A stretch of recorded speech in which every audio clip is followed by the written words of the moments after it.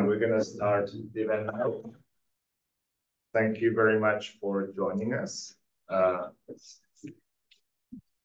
Welcome to the Big Brother on the War on Drugs, how surveillance technologies expand drug control. This morning, we're going to be putting 50 minutes apart to get into the business of connecting dots and opening new conversations. We are connecting dots between issues that are our panelists arriving. Hi. Good morning. Katrina, you want to sit? Yeah.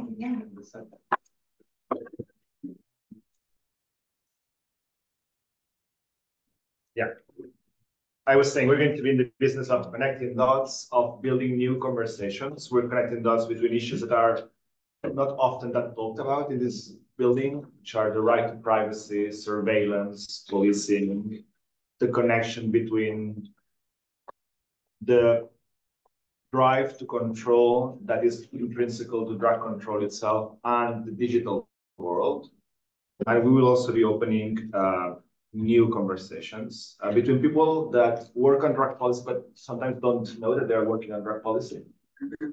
And we're going to try to see also how drug control itself is used also as a tool to expand other powers that are also used to surveil and manage populations.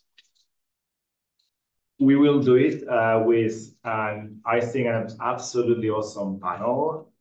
This whole side event is an excuse for me because I wanted to have this conversation with these people.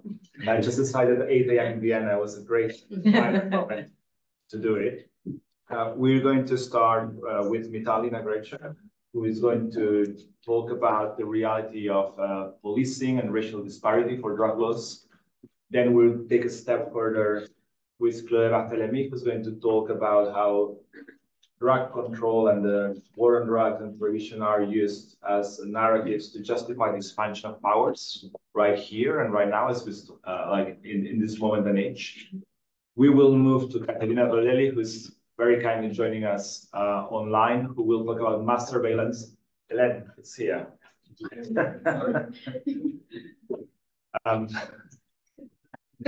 Okay. Let's take a seat to the table, don't worry. Yeah, we will continue with Katerina, who's going to be talking about mass surveillance and discrimination at EU level too. We will finish with Katrina, who will talk about an example of community mobilization and power building to confront a very clear instance of surveillance, which is the gangs and activists in the UK. So we'll move from the reality we're facing to how it's being utilized and weaponized by the system to how we can resist, all in 50 minutes. So without further ado, I'm going to give the floor to Mitali, who is the founder and director and coordinator of the Justice Collective in Berlin, Germany. I'm looking for the bio 1 second, although I have already introduced her before. She is also the co-initiator of the Coalition to Abolish Debtless Prisons in Germany. She's an active member of the coalition's efforts to abolish debtless prisons in Germany as a first step towards a transformative change in society. And prior to that, she's been founder and director of the Harvard Law School's Criminal Justice Policy Programs, Criminal Justice Initiative, which is a very impressive thing. So please, Mitali, the floor is yours. Sure. So good early morning. So I was asked to lay some groundwork about the context into which surveillance technologies are introduced, namely to talk about the discriminatory and disparate ways in which surveillance, policing, and prosecution of drug cases proceeds with a focus on Europe. So my case study is Germany, where we're based. But the idea that some of these questions and analyses around discrimination and disparities are largely absent in Europe. And so the kind of, I guess, argument behind what I'll briefly share is that, one, in trying to understand the impact of surveillance technologies, which are essentially a tool for the police, we need to ground that in an understanding of how the police and the punishment systems are currently operating. And the way we sort of came to this work as an organization focused on of the criminal legal system in Germany is that we started taking a look at the cannabis regulation that was being proposed that will be decided upon tomorrow. And what we found is that when you look at it from the perspective of those who are most criminalized, actually the law won't be as strong as we've all hoped. And so for our purposes today, the argument is that we need a similar analysis when looking at technology. And so I will basically now talk through a bit of what it is that drug surveillance and punishment looks like in Germany to make the case that this is an issue. So in 2022, the police recorded over 300 cases of drug-related and for 300,000 cases of drug-related enforcement, which speaks to a large volume of police contact with drugs as the reason. And in 2022, of those cases, 61,000 ended in a criminal sentence, and that was down from 77,000 in the year before. And what we know from the official statistics in Germany is that 28% of those cases were against non-German citizens. Now, that is, of course, an under and overcount. So there are non-German citizens who might not be racialized from racialized groups, but it's also, in our view, likely an undercount of the disparities that exist in who is getting policed and sentenced in Germany. And we come to that conclusion based on three factors. And before I go through them, I will briefly note that I refer today mostly to the disparate impact on migrantized and racialized groups in Germany. And of course, there are other intersections at which people marginalized groups are more policed and surveilled. So one way that we know that this policing and sentencing falls heavily on people from racialized and migrantized groups is that racial profiling in Germany by the police has been well documented for over 20 years now. For example, an activist group called COP in Berlin has been literally documenting these cases in a publication called The Chronic for that period of 20 years.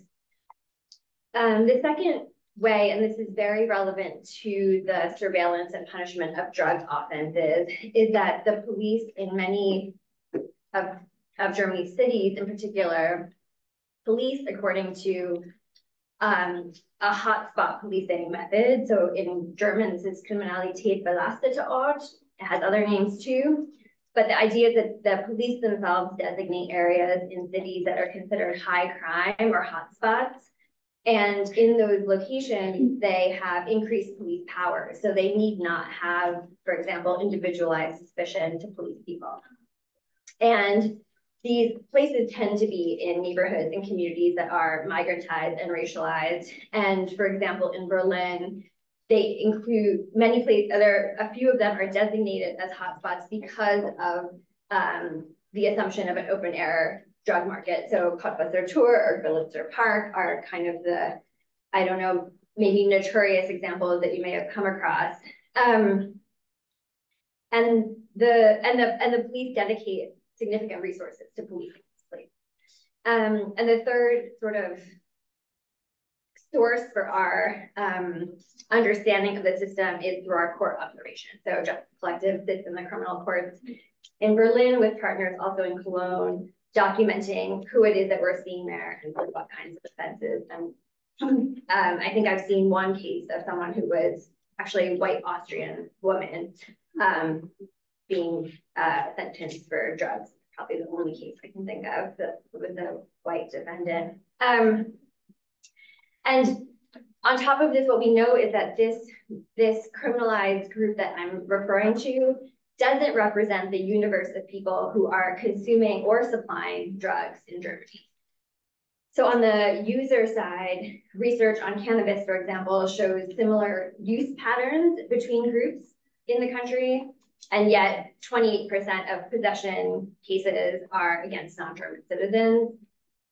Similarly, on the supply side, according to research by a scholar, Bernd Wehrse, about 90% of acquisition and supply happens behind closed doors in a market that's dominated by white Germans. And so this kind of public image of racialized and migratized people dealing in parks is really a subset of the overall drug supply chain.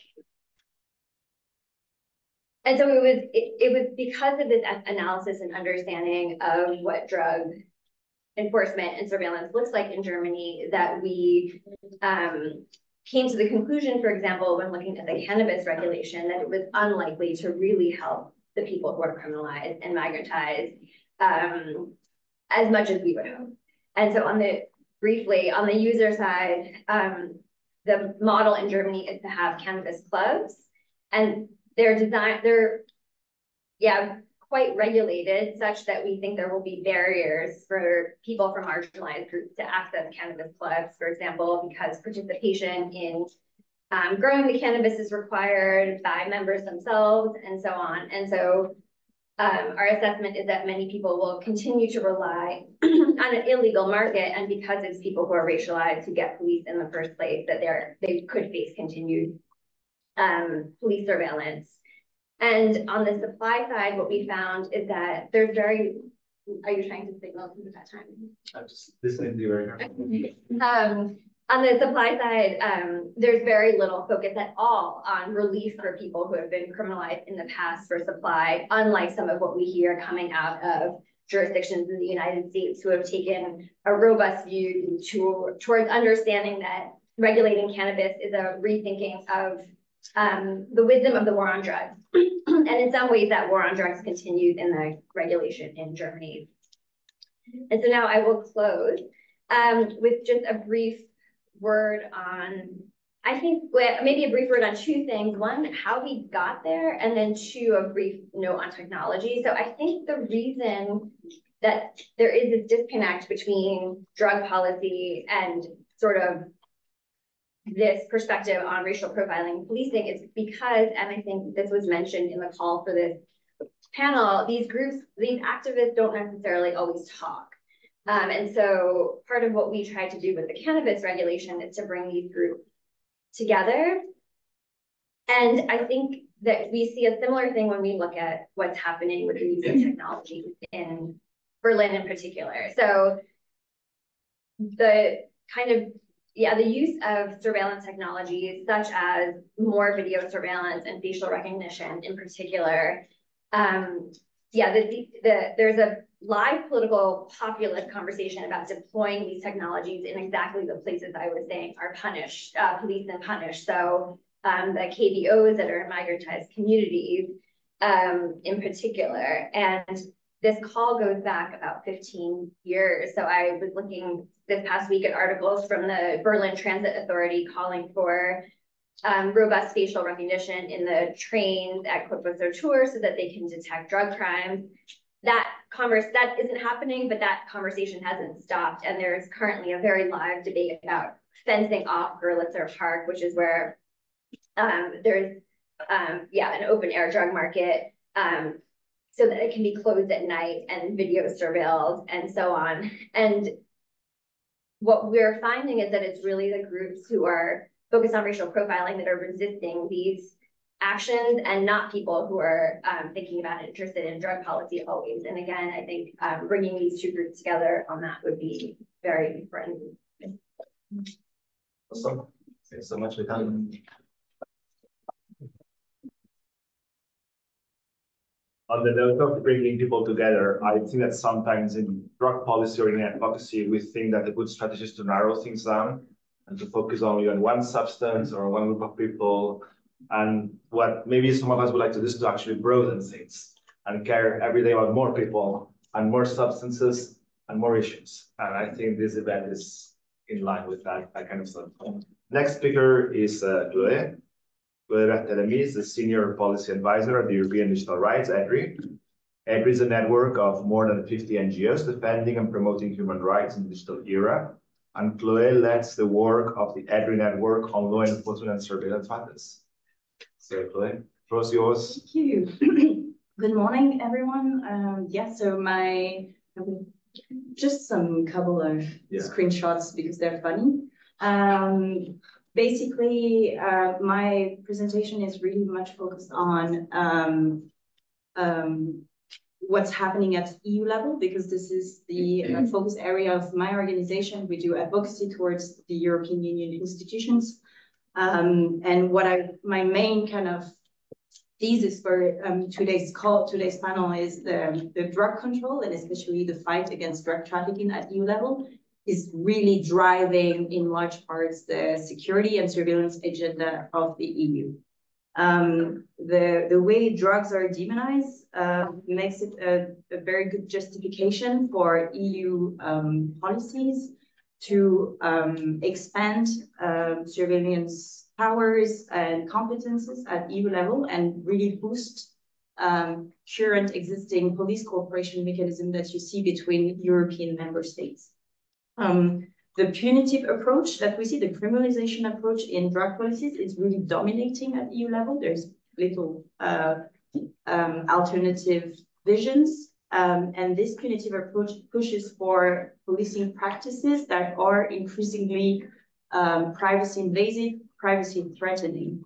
And this is where digital rights activists are very much concerned by, because if we see more and more uptake of surveillance technologies by police forces across Europe and at European level, the root cause is usually the criminalization approach in certain crime area activities, and drug is being one of the main ones driving the policing agenda at EU level. And so the forms that we see in terms of threats to digital rights, to data protection, privacy, is mainly the experimentation of new technologies like predictive policing, algorithm, individual risk assessment, or biometric surveillance, so the use of biometric data. We see also that anti-drug trafficking agenda is legitimizing the creation of big criminal database, hacking operations into communication networks, and also data sharing mechanism between law enforcement authorities. And lastly, the war on drug and this kind of drug control agenda is used as a framing to justify more autonomy and more budget and resources for entities at European level, so such as law enforcement and justice agencies like Europol or Eurojust. This is an area of competence where the EU is struggling against member states to gain competence, but drug trafficking and anti-drug trafficking is helping the EU to gain more powers in this area, which is traditionally reserved as a competence for member states. And so we very much see the impact of this European drug repression policies on the digital rights of drug users. But also more widely the entire population, because once those privacy invasive policing practices are introduced, they're introduced for everyone. And so I would like to use one example, which is Europol. Oh, it didn't work. Interesting. Interesting. Anyway, those are supposedly snapshots from Europol's website. Europol is the EU law enforcement cooperation agency at European level. What does it do? It's basically an information and data analysis hub. Basically, Europol collects data from a variety of sources, such as member state national authorities, third countries with whom they have strategic partnership, but also private companies, for example, Interpol, international organizations as well. They analyze them, they produce what they say intelligence, criminal intelligence, and then they dispatch the information towards other, to the whole range of member states that have a partnership with Europol. So it provides member states as well with certain technological tools of analysis or information exchange, like simply exchanging information on criminal investigation. It has internal teams of specialists that are data analysis. They're supposed to go through data sets, database, and try to find connection between certain crime groups, or try to find out crime trends across Europe. So it's interesting for us as digital rights why it has come so why is it so important to focus on Europol for digital rights activists is because Europol is mainly an illustration of the data-driven policing model, where data is at the center of the policing strategy. And this relies on a lot of huge amounts of data collected, shared, processed, analyzed through a wide range of techniques, but also involving automation, and there comes to play the algorithm. So how does it tie with drug trafficking? Well, at Europol, at its core, its DNA, is about anti-drug trafficking. The history shows us the Europol was set up originally in 1993, and it was called Europol Drugs Unit. It was the precursor of Europol, which came later in 1999. So really much anti-drug trafficking was the very reason why we started having more and more police cooperation at European level and even edges. Currently, nowadays, Europol is using drug trafficking, anti-drug trafficking operation as a way to capitalize and request more powers and more resources.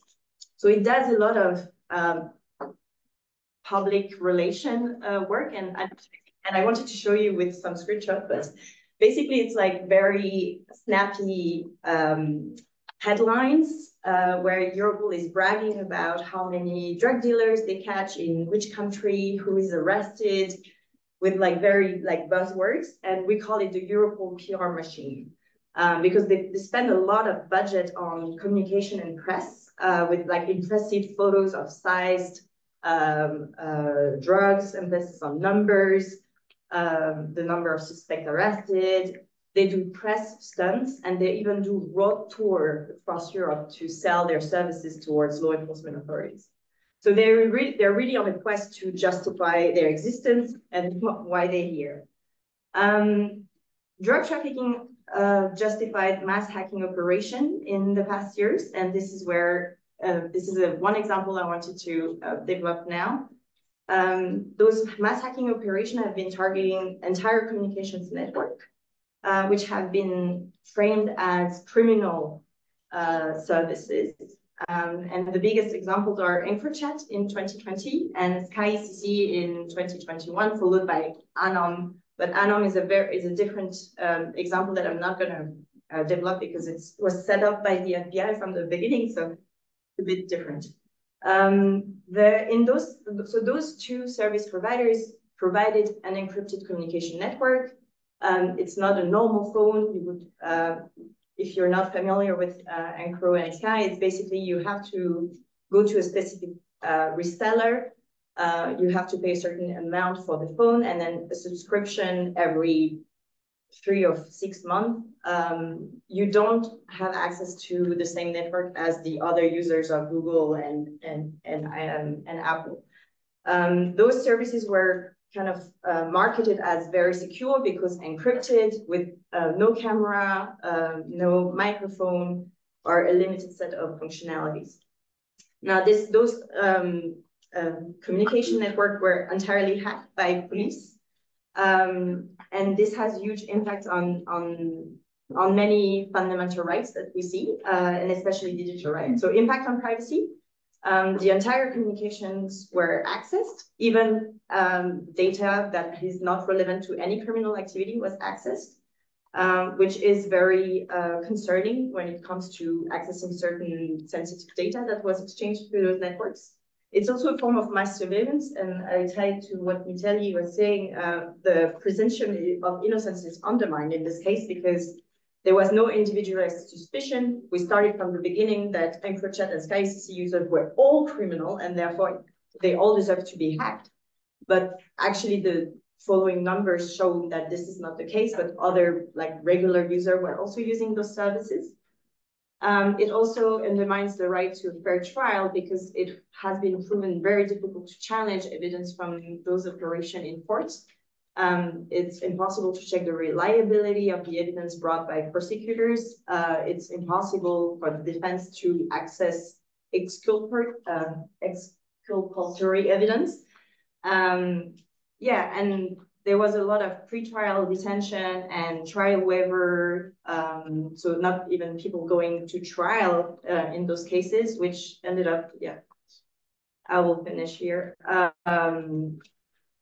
which led to many people ending in prison regardless of the gravity of their action in those operations. So even like resellers were put in prison and not accessing a fair trial. I will end up on the fact that those operations show how it's tying, anti-drug trafficking is tying with the criminalization of encryption, which is very dear to us, because encryption in those cases has been portrayed as an additional element of suspicion. As soon as you had an Anchor phone or a Sky ECC phone, it was okay for the judge to just agree with the prosecution and sentence the person. And it's really building on a narrative that criminals exploit encrypted communication to network among each other. And so it's perceived as a de facto criminality feature or characteristic, whereas a lot of people use encryption is very common feature. I'll finish on this. You don't want to show it as well. I think Funniest one? The funniest one. It's just refusing. Oh shit. I think my open source software doesn't like your Mac. So I'll just abandon that. You want to show? I don't know. Yeah. Does it work? It is. Yeah, I wanted to show like this kind of reporting from the press and how Europol is doing a very good PR work enrolling certain other EU agency, the one on drug actually, into a securitization agenda and how this is reported in the press. Yeah, and if anyone wants to chat about the securitization of the EU agenda and the new EU drugs agency, which is being rolled out in 3 months, we're very happy to have that conversation because it's really necessary and not happening. Awesome. Thanks so much for it. I'll just say that we see security agencies using drug control to justify their budgets. But if you watch Gada Wali at the opening of the high-level segment, she used technology to justify her work because she said that with new AI, we have to like use those powers to finally bring forward the visions that we want to achieve. So you see like that kind of mutually reinforcing narrative indeed. Katerina, it's now your turn. If we manage to make this work. All right. So, what is? Can you drag it? So, Katerina, you can hear us, right? Yes, I can. Oh, yeah. We did the task. Yeah, great. Now we just need to spotlight her. All right. I'm going to introduce Katerina, who is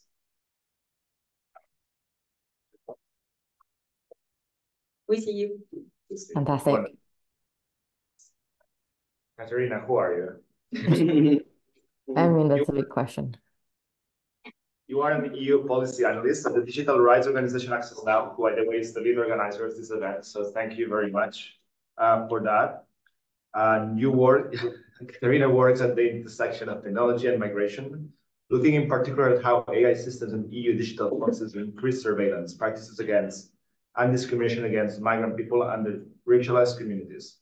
Together with PICUM, EDRi, and Refugee Lab, LOLAB, Katerina co-leads the campaign Protect and Surveil, which calls to ban harmful AI systems in migration and increase safeguards for people on the move in the EU AI Act.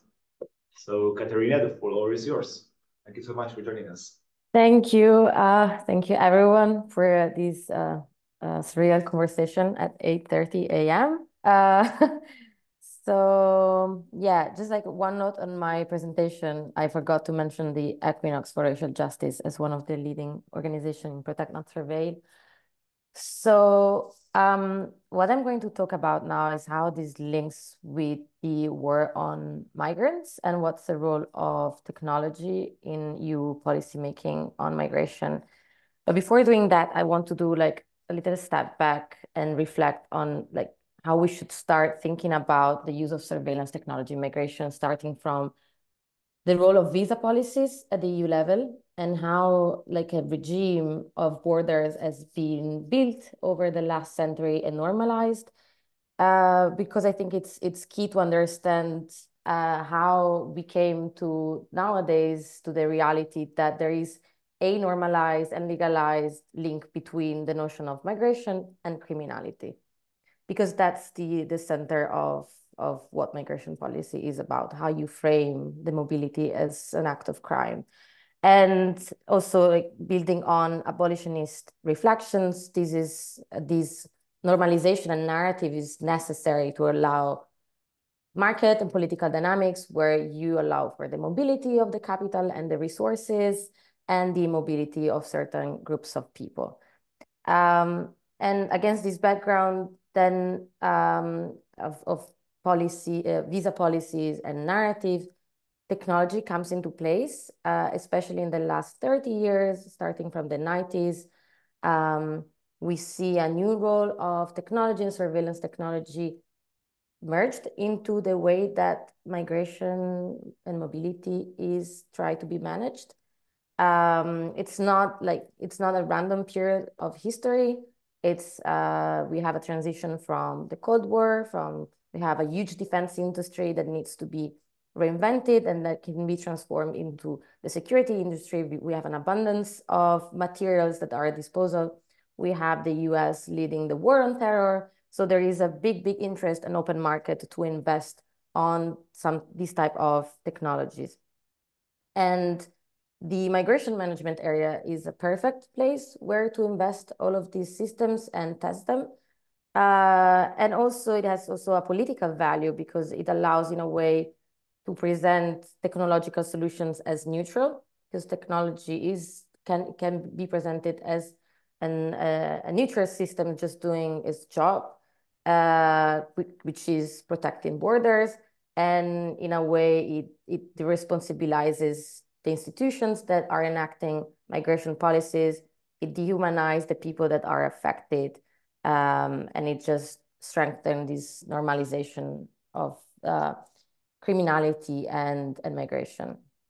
So in which way is technology used in the migration practices, border practices, and policy making? There are like many ways, an absurd amount of ways in which technology is already being used and it will be used.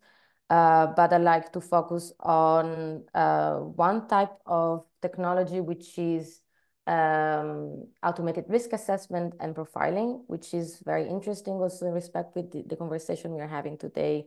So it's like how you automate this idea that some people represent a risk to security in the way that you frame both risk and security. And how can this automation happen? You first need to collect a vast amount of data. And then you need to build risk indicators and screening rules that allow you to compare one's profile against these risk indicators that you have created. One example is what we have in place thanks to the Passengers Name Directive, which is a European directive from 2016 that allows for the collection of a great number of data from any person that travels by air, that takes flights, because it was the European Commission proposes this idea that there is a big chance that people that travel by flight might be people likely to commit serious crimes or being terrorists without having any evidence, which is also being like challenged by the various courts. So what we have, like thanks to this directive, when you board a plane, a great deal of data about you is collected, going from your flight route, from your name, from your country of origin, to also very other unrelated information, such as if you take a meal on the plane and other type of information related to your life. And all of these information then go in two separate directions. One, they are compared against these risk indicators. So to each of these information, a level of risk is associated. So your country of origin might be flagged as high risk or low risk, depending on what is the risk indicator associated to each country. So if you come from, let's say, Morocco, you might be flagged as a higher risk, right, if you were actually from the Netherlands, because a specific risk indicator is associated to each country. And then the other thing that happens is that your information is checked against other databases where that contain information about potential suspects or suspects of crime, and you are checked in all these various databases that are already available. So what does this directive does is just allows for the normalization of this process of automating the risk assessment and this idea that there is a strong link between the fact that you're traveling by air and the fact that you might be a potential criminal. This is just one of examples of the many ways that technology is used in migration policies. One example of the many ways in which your data and people's data is collected and checked against risk indicators and other databases. But the future looks way more complex and complicated in this sense. We have a variety at the EU level. We have a variety of many other pieces of legislations that are looking at legalizing more forms of digital surveillance against non-European citizens and racialized people in the EU. Just two examples. One, it's a law on which Access Now and the coalition we are part of has been working a lot, which is the Artificial Intelligence Act, that allows for the use of a variety of surveillance technology in the migration context, going from automated risk assessment to emotion recognition systems. But also we have some specific measures provided in the upcoming Pact on Migration and Asylum that will be voted on in a couple of weeks. This is a piece of EU policy in the domain of migration, but that contains a lot of measures that will allow for the use of surveillance technology at the borders during migration procedures and within European borders as well. I'll conclude here. I think, like, if the question is what is the link between the use of surveillance technology in the migration context and the surveillance into the war on drugs context, for me, this is a kind of new conversation, so I would like to continue it, but I think that it's clear that there is one thing that put all of these things into common is techno-solutionism, so how you give technological solutions to problems that are not technical by nature, but also the failure of this punitive approach and law enforcement in general that just puts forward a number of solutions that do not bring any protection and that only exacerbates violence. But I'm happy to continue the conversation further. Thank you.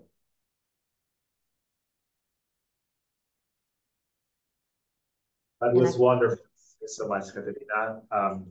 You know, when you explained to me the first time the system of controlled borders for migration and mass surveillance and data management, I thought there is no way this is not being used for drug control. There is no way that we are not stopping certain people from certain countries, from certain profiles, just to check if they're carrying drugs. And that is like what a colleague mentioned called the border to prison pipeline, but applied to drugs. And yeah, that's happening, and we're not mapping it, we're not tracking it. So hopefully we'll do that in the future. We will move to our last speaker. Just to say that, of course, the event officially finishes at 8:50, but we're going to run over, and that's how it is. So I'll keep it brief. No, just a bit like, you know, this is our room. We're not leaving. We're not leaving until we haven't finished this conversation. So, Katrina Ffrench. Just take some bits out. Yeah. I realize I haven't said anything. No worries. I actually have a summarized version of it, as a matter of fact. Very shortly, Katrina Ffrench is the founder and director of Unjust UK. She has been the chief executive of Stopwatch in the past. She has led a range of advocacy initiatives aimed at influencing policy and practice. She's a trustee for Transform Drug Policy Foundation in the UK. She has just like a plethora of academic awards, other awards that they just belong for the few minutes we have left. So, Katrina, the floor is yours. Such a pleasure and a privilege to be here this morning. Thank you for the invitation. I wanted to discuss our claim to fame is the gangs matrix judicial review that we took on within the UK. And I think whilst the name is gangs, I think it's important to context this in the racialization of young Black youth in the UK, and that gangs is a euphemism for people that sell drugs, essentially. So whilst explicitly speaking about drugs, what I could see was that the war on drugs was fueling how police use their surveillance. So just a quick recap, 10 years ago, a bit more than 10 years ago, a man was killed by the police on the streets of London. That man was called Mark Duggan, and that resulted in what is now known as the English riots or a summer of insurrection.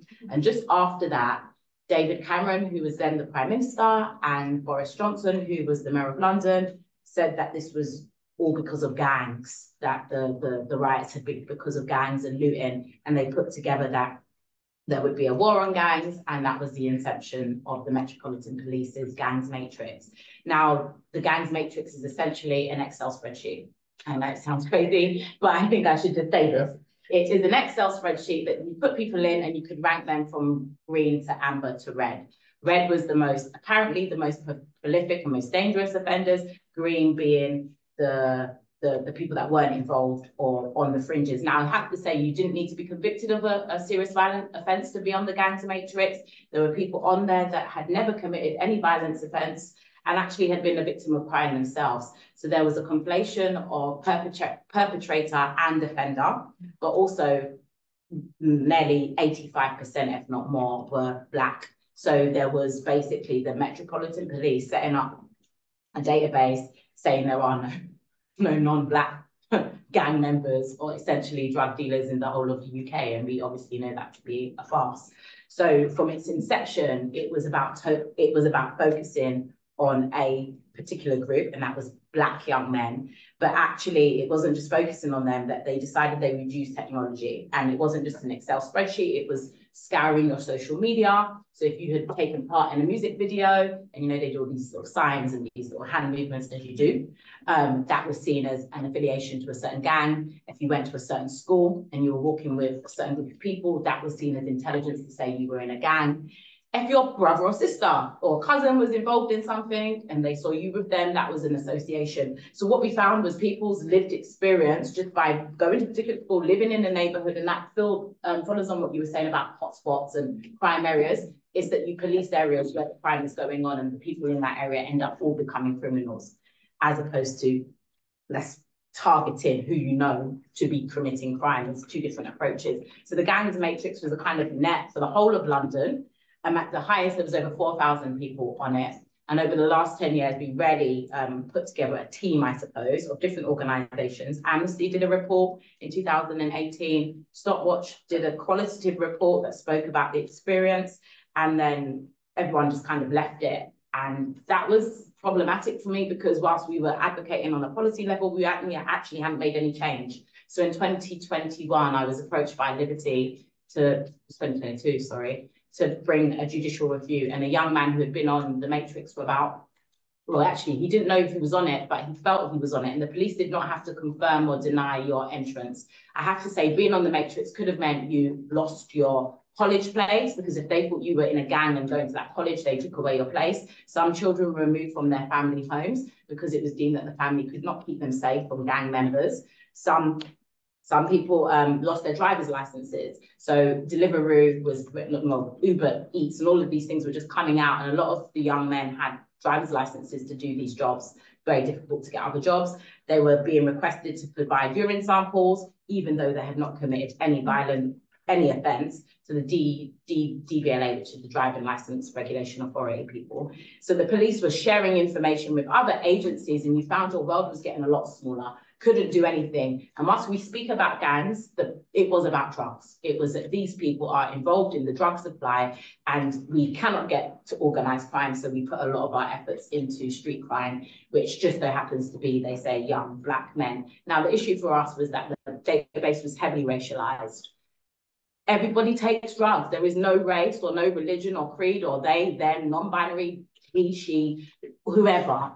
Every category of that has somebody who has taken some sort of substance. So then focus completely on Black males, we felt was racist. It was discriminatory. So the judicial review was about saying, scrap the matrix, but also acknowledge that you've been racist. Now, anyone who's dealt with the Metropolitan Police will know it's like going round and round and roundabout, and they will not admit it in historically. So I didn't expect them to admit it now.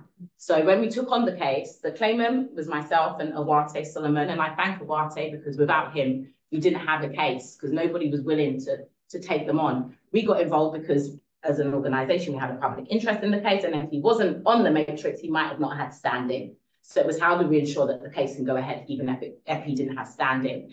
And what we were able to do was to get the Metropolitan Police to settle. Yay! And to settle after 10 years. It feels like a win, but it's a win, very, very late win. And they admitted that they had breached Article 8, which is not easy to admit, but it was the family life correspondence. And that went to what I just said, you know, associating you with your friends or looking at your social media and making these absurd assumptions. But they refused to concede that they had been racist. Surprise, surprise. Now, I have to say, when we speak about the resistance, that did not, I wouldn't say cause tension, but Awate had really wanted to push for them to admit, to not settle and for them to go to court and say they were racist. And I was like, listen, this is not going to happen. In between then, they did something very underhand. MOPAC, the mayor's office, who oversees policing, they had this review and they released the results and then tried to make out that the results was what led to the police change. And I think this is very important because it was a strategy I hadn't seen before, which was the state protecting the state, essentially. I'm not saying that there's these organisations that are bringing us to account and holding us to account. No, we've seen that we've done a review and this isn't working and we're going to do this, which meant that when it came to court, all the things that we had in our kind of settlement letter, they had already started to do. So had we said, okay, we're not going to settle, it was highly unlikely that, let's just be clear, no disrespect to the old white men in the house, but all these old white men, Englishmen, if you're English, don't even be offended there, we're going to side with the side of young Black boys in hoods. I'm sorry, the media perception of young Black men, especially in London, in hoods, it's too strong. So we decided we would settle the case, and we settled with people being able to find out that they were on the matrix, which was the first, the removal of all of the greens, which was over 1,000 young males removed. Which was fantastic. What I have to say is I was disappointed with, and I look back now and I kind of still, I don't know, I have nightmares about it, was that we should never have had that you have to, as an individual that's been potentially had your rights breached, find that out. The police always have the database. They should have had to tell the people who are on the database. But obviously having to tell somebody that your rights have been breached leaves you open to potentially other civil remedies. So it was easier to say, okay, if you think your rights have been breached, contact us. How many people are already going to contact the police? So yeah, this is the new part of my headache, which is we have an Erase the Database collective, which was formed. And that is the big tranche now, is how do we get the judicial review into something meaningful? There's no point in it being on the statute that it's finished. And I have to say now they've actually dismantled the matrix. It has been dismantled.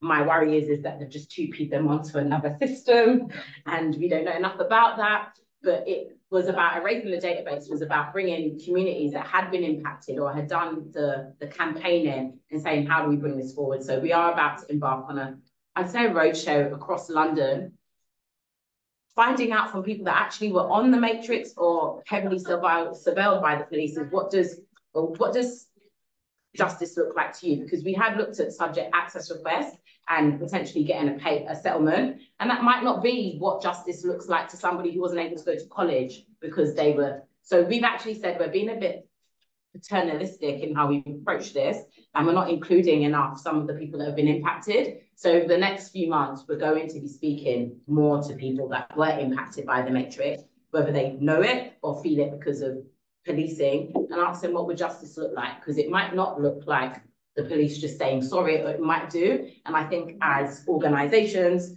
whilst we are all from a Black community and are impacted in some way, we're not directly impacted that it was us on that list. So it feels very superficial and a bit, yeah, kind of hierarchical to decide what we should do next.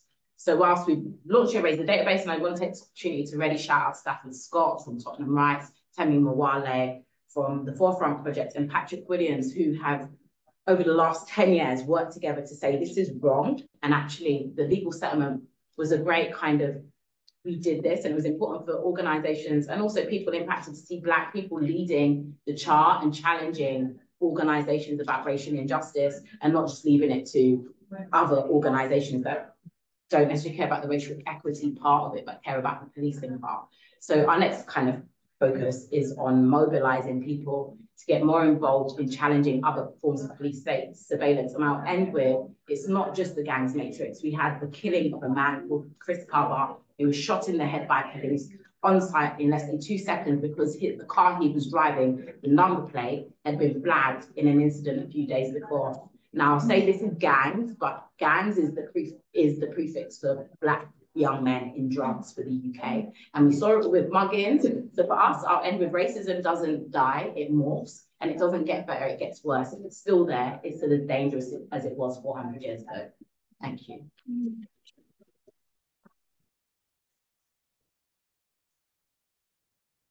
Thanks so much, Katrina. And may 100 Erase the Database bloom around Europe and the world for sure.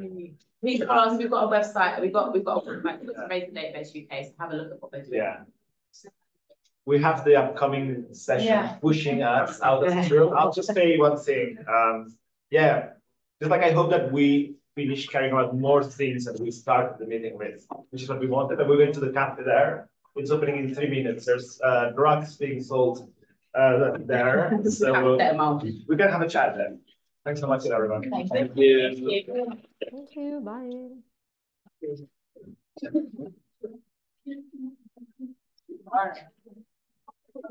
That was good. Like you're right. You could have 2 hours.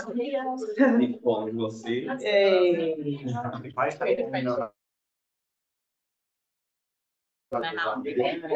is the lake? The rest of it actually.